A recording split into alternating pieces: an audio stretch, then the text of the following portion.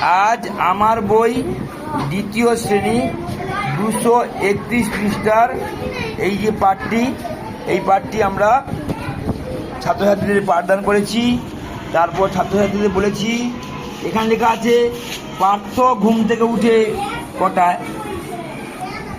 এই ব্যাপারটি না করে আমরা ছাত্রছাত্রীদের নিজেদের মতো করে ভাবতে বলেছি।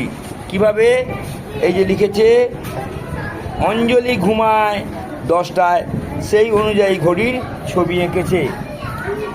একটি ডিবা দিয়ে চাপা দিয়ে ছবিটা আঁকার চেষ্টা করছে, ঘড়ির ছবি। হ্যাঁ, আমি ঘুমাই 5টায়। আমি বলেছিলাম যে নাম লিখলে জিনিসটা নতুন নতুন হবে এবং সুন্দর করে ছাত্রছাত্রীরা বুঝতে পারবে। আমি ঘুম থেকে উঠি 5টায়। এইভাবে সুন্দরভাবে নতুন মতো করে নিজের মতো করে শিখে নিতে হবে। আমি বলেছিলাম 3টি পরপর নিজের ঘটনা লিখলে তাহলে তাকে গুড দেওয়া হবে, একে গুড দেব। এখানে আরেকটি কথা, আমি স্কুলে মিড ডে মিল খাই, যখন আমি হচ্ছে সেখানে খাই লিখেছে। অঙ্কুশ স্কুলে যায়, অঙ্কুশ অন্য কেউ।